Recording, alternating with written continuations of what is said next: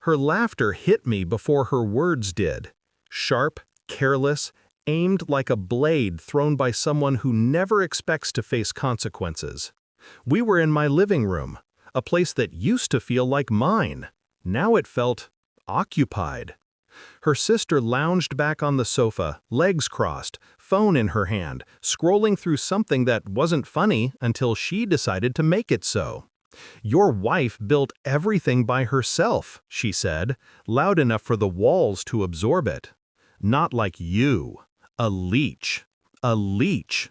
I felt the word attach itself to my skin like something alive.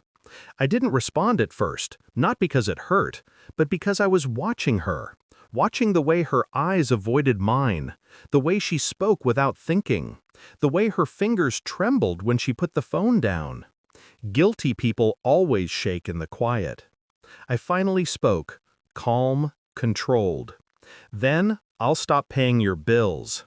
Silence cracked the room in half. Her smile collapsed. Her spine straightened slowly, as if pulled by an invisible string. "My bills?" she whispered.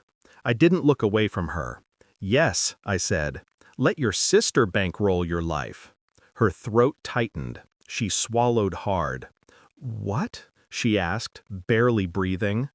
And that was when the first thread in the tangled mess began to snap. The room suddenly felt heavier, like it was waiting for something to come undone. And I knew, whatever was hiding behind her question wasn't small. It was a door, and I had just turned the handle. It started weeks earlier. A shift, a distance disguised as busyness, a silence disguised as exhaustion. My wife stopped meeting my eyes, stopped asking how my day was, stopped touching me without flinching. Every night she slept a little farther from me. I told myself it was stress. That was the lie I needed to stay functional. But lies rot when left in the dark. Then came the receipts. 2 I found accidentally, tucked into her laptop sleeve. Hotel bills, dinners for 2. Payments from my account, not hers. My wife earned well, but not secret life well. That was my role: quiet provider, invisible financier, a leech. The word returned like a slap. Her sister's comment wasn't random. It was a wound, opened because she knew something, or because something was being funded through me, by me, without my knowledge. A betrayal doesn't scream. It drips, slowly, quietly, until the floor beneath you is soaked. I watched them both closely after that, my wife and her sister. Their hushed conversations, their half-finished sentences when I entered a room. The glances exchanged, quick enough to hide, but not quick enough to erase. I learned to listen without reacting, to observe without blinking. Inside, something cold was forming. A certainty. Someone was lying to me. Maybe both of them. And I was done pretending not to see. I began my investigation the way all quiet men do, without warning, without noise, without emotion. Phone records, bank statements, location history, search histories that spoke louder than any confession. I traced payments, cross-checked timelines, connected transactions, all from my accounts. Thousands, not spent by my wife, spent by her sister. Rent, utilities, medical bills. A credit card I didn't know existed, but apparently belonged to me. Why? Why was I supporting her entire life? Why had my wife allowed it? Why had she hidden it? Guilt? Fear? Manipulation?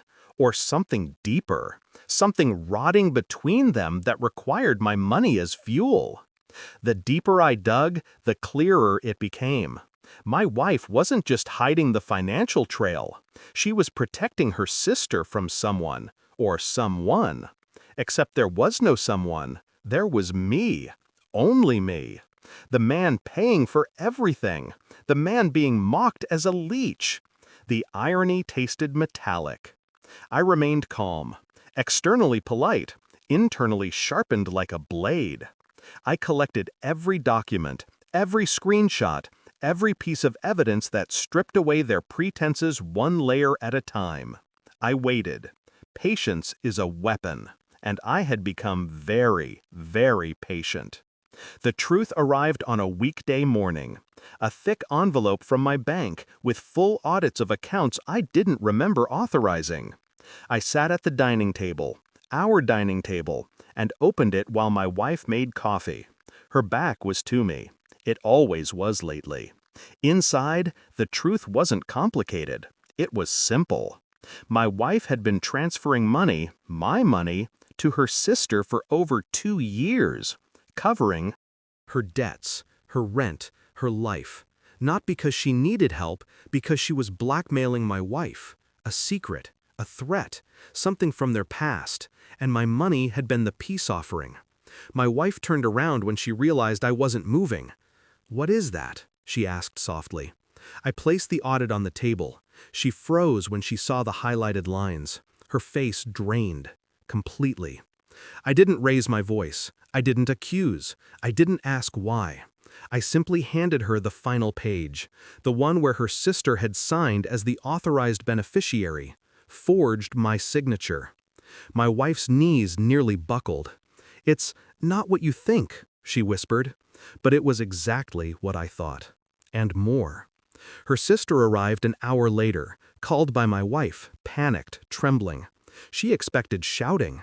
Instead, she found me sitting calmly, hands folded. I slid the documents across the table.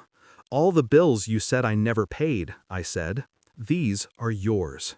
She didn't breathe. My wife was crying silently beside her, head down, guilt spilling out of her like smoke. "You forged my signature," I continued. "You used my accounts. You buried your sister in lies to protect yourself." Then I leaned in, calm, controlled, precise. "And now, everything you built on my money collapses. Today." The silence that followed was not empty. It was suffocating. Her sister's face cracked first. Panic, shock, desperation. She looked at my wife for help. My wife looked at me. I looked at none of them. The power shift was complete. I packed one bag, just one, quietly, efficiently. No explanations, no goodbye. My wife begged, softly, brokenly. Her sister stayed silent, crushed under the weight of her own unraveling. But I felt nothing. Not rage, not sorrow, not victory. Just clarity. A clean, cold emptiness that finally made sense. At the door, I paused. Not for them, for myself. "I wasn't the leech," I said softly. "I was the host." Then I walked out, and the door closed with the finality of a sentence being passed.